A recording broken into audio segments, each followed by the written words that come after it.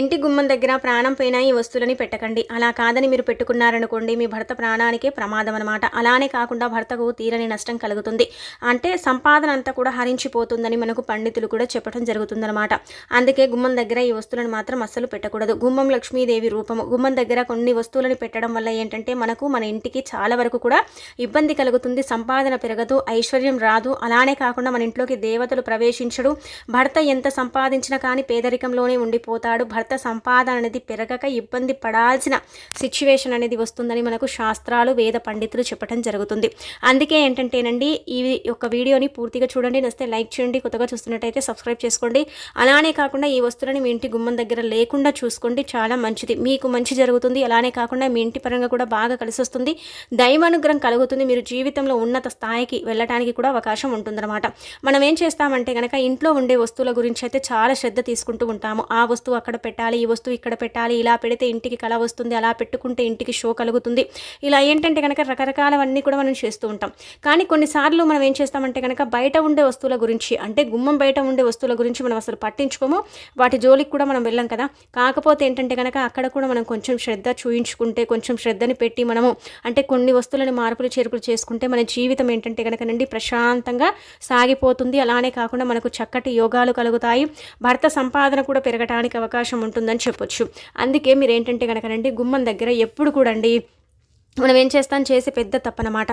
చాలామందికి తెలియని విషయం ఏంటంటే కనుక గుమ్మం దగ్గర ఇలాంటి పనులను మనం అస్సలు చేయకూడదని మనకు పురాణాలు కూడా చెబుతున్నాయన్నమాట. శాస్త్రాల్లో కూడా ఇది ఉందన్నమాట. మన ఇంటికి దిష్టి తగులుతుందని, మన ఇంటికి అంటే చాలా వరకు కూడా ఏడుపులు, దిష్టి దోషాలు ఇవన్నీ కూడా ఉంటాయని మనము రాక్షసుల బొమ్మల్ని ఏంటంటే కనుక ప్రధాన ద్వారం దగ్గర వేలాడదీస్తూ ఉంటాము. అలా వేలాడదీయటం వల్ల ఏంటంటే కనుక ఇంటి యజమానికి ఖచ్చితంగా అనారోగ్య సమస్యలు వస్తాయి. మీ ఇంటి ముందు రాక్షసుల బొమ్మలను అస్సలు కూడా పెట్టకూడదు. ఒకవేళ మీరు పెట్టాలనుకుంటే మాత్రం పంచముఖ ఆంజనేయ స్వామి పటం కానీ లేదంటే కనుక వినాయకుడి పటం కానీ మనం పెట్టుకోవాలి. అంటే ఇంటి గుమ్మానికి మనం చక్కగా ఏంటంటే వేలాడదీసుకోవాలి. ఇలా చేసినా కానీ మన ఇంటికి దిష్టి తాకదు, దోషం. అలానే కాకుండా ఏంటంటే ఇంకా దైవానుగ్రహం కలుగుతుంది. కాబట్టి ఏంటంటే ఇంటి గుమ్మం దగ్గర మీరు అంటే ఇలా చిత్ర విచిత్రాల పటాలను కూడా మనం పెట్టుకోకూడదు. మనం ఏం చేస్తాం, రాక్షసుల బొమ్మలను తెచ్చుకొని అది పెట్టుకుంటే ఇంటికి దిష్టి తాకకుండా ఆ దిష్టి అంతా కూడా ఆ రాక్షసులు తీసుకుంటారు అనేసి భావించి చాలామంది కూడా చేస్తూ ఉంటారు. కానీ అలా చేయకండి. అలా చేస్తే ఏంటంటే మనకు మన ఇంట్లోకి రాక్షసుల బొమ్మని మన ఇంటి ముందు వేలాడదీస్తే ముఖ్యంగా మన ఇంట్లోకి దేవతలు ప్రవేశించరు. ఆ విషయాన్ని మీరు గుర్తుపెట్టుకోండి. దైవానుగ్రహం రావాలంటే మన ఇల్లు, మన వాకిలి, అలానే కాకుండా మన గుమ్మం చక్కగా ఉంటేనే మన ఇంట్లోకి ఏంటంటే కనుక దేవతలు ప్రవేశిస్తూ ఉంటారు, వారి యొక్క అనుగ్రహాన్ని ఇస్తూ ఉంటారు. అదే మనమే వాళ్ళని రాకుండా అడ్డుపడితే ఇంకా మనకు వాళ్ళు అనుగ్రహాన్ని ఇవ్వరని కూడా పురాణాలు చెబుతున్నాయి. కాబట్టి అలాంటి తప్పుని మాత్రం అస్సలు మీరు చెయ్యకండి. ఇంకా తర్వాత ఇంకొకటి ఏంటంటే కనుక కొంతమంది ఇండ్ల దగ్గర చూస్తాం, మన ఇండ్ల దగ్గర కూడా మురికి నీళ్ళు అనేవి గుమ్మం ముందే ఉంటూ ఉంటాయి. గుమ్మం దగ్గర ఏంటంటే కనుక మురికి నీళ్ళు ప్రవేశిస్తూ ఉంటాయి. అలా ప్రవేశించిన ఇంట్లో ఎప్పటికీ కూడా లక్ష్మి ఉండదనమాట. అంటే అలా ప్రవేశించే ఇండ్లలో ఏంటంటే కనుక లక్ష్మీదేవి అస్సలు కూడా అడుగు పెట్టదని చెప్పొచ్చు. ఎందుకంటే ఎక్కడైతే చెడు ఉంటుందో అక్కడ లక్ష్మీదేవి అస్సలు కూడా ఉండదని మనకు శాస్త్రాలు చెబుతున్నాయి. కాబట్టి అక్కడ ఏంటంటే లక్ష్మీదేవి అస్సలు కూడా రావడానికి ఇష్టపడదు. అక్కడికి అసలు అంటే చూడటానికి కూడా, అక్కడ ప్రవేశం చేయడానికి కూడా ఆ తల్లి ఒప్పుకోదని మనకు పురాణాలు చెబుతున్నాయి. కాబట్టి ఇంటి గుమ్మం ఎప్పుడు కూడా నీట్గా మురికి నీళ్ళు లేకుండా శుభ్రంగా ఉంచుకోండి. అలా ఉంచుకుంటే లక్ష్మీదేవి మీ ఇంట్లో అడుగు పెడుతుంది, మీకు చక్కటి యోగాన్ని కలిగిస్తుంది అనమాట. ఇక అలానే కాకుండా ఇంకొకటి ఏంటంటే కనుక ఇంటి గుమ్మం ముందు చెప్పులని విడవకూడదు కాదని అలా మీరు అంటే విడుస్తున్నారనుకోండి, అలా ఏంటంటే కనుకనండి అది కూడా దరిద్రమే అనమాట. చెప్పులు ఏంటంటే కనుక దరిద్రానికి దారి తీస్తూ ఉంటాయని చెబుతూ ఉంటారు. మన పెద్దవారు కూడా మనకి ఇదే చెబుతూ ఉంటారు. ఒకరి చెప్పులు ఒకరు వేసుకున్నా అంటే లేదంటే కనుక ఒకరి చెప్పులను మనం వేసుకుంటే వారి దరిద్రం అంతా కూడా పోతుంది, వారి దరిద్రం అంతా కూడా మన వెంట వస్తూ ఉంటుందని చెబుతూ ఉంటారు. అందుకే కొన్నిసార్లు కొన్ని సిచ్యువేషన్స్లో మనం కావాలనే చెప్పులని వేరే దగ్గర విడిచేసి వస్తూ ఉంటాం, పాత చెప్పులని. అలాంటి చెప్పులను తీసుకొచ్చుకొని మనం పవిత్రమైన గుమ్మం అంటే లక్ష్మీదేవి రూపం గడప పూజ కూడా మనం చేస్తూ ఉంటాం. గడపని మనము అంటే గుమ్మాన్ని మనం పూజిస్తాం, ఆరాధిస్తూ ఉంటాం. మళ్ళీ తీసుకొచ్చి ఏదో తొందరగా వచ్చేసి ఏంటంటే గుమ్మం దగ్గర చెప్పులను వదిలేస్తూ ఉంటాము. అలా వదిలేయటం వల్ల ఏమవుతుందంటే కనుకనండి చాలా వరకు కూడా మన సంపాదన తగ్గిపోతుంది. మన ఇంట్లోకి దరిద్రాన్ని మనమే తీసుకొచ్చుకున్న వారం అవుతాము. దరిద్రం మన ఇంట్లోకి ప్రవేశిస్తుంది, మన ఇంట్లో నాట్యం చేస్తుందని చెప్పొచ్చు. మన ఇంట్లో జ్యేష్ఠాదేవి రావడానికి, కొన్ని ఇబ్బందులు రావడానికి ఇవి ప్రధాన కారణాలన్నీ కూడా మనకు పురాణాలు చెబుతున్నాయి. కాబట్టి మీరు ఇలాంటి తప్పులను చేసుకోకండి. అలాంటి తప్పులను చేస్తే మీకే చాలా ఇబ్బందులు కలుగుతాయి, చాలా నష్టాలు కలుగుతాయి, మీరు చాలా కష్టాలు పడాల్సిన అవసరం అయితే ఉంటుందన్నమాట. ఇవన్నీ కూడా మన సొంతంగా చెప్పుకునేటివి కావు, మన శాస్త్రాల్లో చెప్పబడ్డవి, మన పూర్వీకులు ఆచరించేసి చక్కగా ఫలితాలు పొందినవి. ఇప్పటికి కూడా ఇవి విధి విధానాలు పురాణాలలో ఉన్నాయి కాబట్టి వీటిని మీరు కూడా చక్కగా ఆచరించుకోవడం వల్ల మంచి ఫలితాలు అయితే వస్తాయని చెప్పొచ్చు. ఇక ఆ తర్వాత ఏంటంటే కనుకనండి గుమ్మం దగ్గర చెప్పులు అలానే మురికి నీళ్లు ఇంటికి అంటే ఇలా దయ్యాల బొమ్మల్ని పెట్టకూడదు. ఇక అనంతరం వచ్చేసి ఇంకొకటి ఏంటంటే కనుకనండి చాలామంది కూడా ఏంటంటే చేసే అంటే పెద్ద తప్పు ఏంటంటే కనుక గుమ్మం ముందు ఎప్పుడు కూడా ఇంటి ముందు ఏంటంటే అసలు ముగ్గు వేయరు. ఇంటి ముందు నక్షత్ర ఆకార ముగ్గులు వేస్తూ ఉంటారు. కానీ ఆ నక్షత్ర ఆకార ముగ్గులు ఇంటి ముందు అసలు వేయకూడదు. ఎందుకంటే నక్షత్ర ఆకార ముగ్గులు ఇంట్లోకి దుష్ట శక్తులను ప్రవేశించేలాగా చేస్తాయి. కాబట్టి ఎట్టి పరిస్థితుల్లోనూ కూడా నక్షత్రాకారంగా ఉండే ముగ్గులను మాత్రం మీ ఇంటి ముందు అసలు వేసుకోకండి. ఇంటి ముందు అంటే ముగ్గు మనం ఏదేయాలంటే కనుక ఎక్కువగా గీతల ముగ్గులు పద్మదల అష్ట ముగ్గులు వేస్తే ఇంట్లోకి లక్ష్మీదేవి ఖచ్చితంగా అడుగు పెడుతుంది. అలాగే మీకు డబ్బుకు లోటు లేకుండా చేస్తుంది. చాలామంది ఇంటి గుమ్మాన్ దగ్గర ఏంటంటే కనుక మనము అంటే ఇలాంటి ముగ్గులు వేస్తూ ఉంటాము. అలాగే డస్ట్బిన్ని పెట్టుకుంటూ ఉంటారు. కొంతమందిని చూస్తున్నట్టయితే డస్ట్బిన్లు ఏంటంటే కనుక గుమ్మం దగ్గర పెట్టుకుంటూ ఉంటారు. ఆ డస్ట్బిన్ అంతా కూడా నిండిపోయి ఆ చెత్త అంతా కూడా ఏంటంటే మన గుమ్మం దగ్గర పడుతూ ఉంటుంది. అలా పెడితే మన ఇంట్లోకి లక్ష్మీదేవి ప్రవేశిస్తుందా?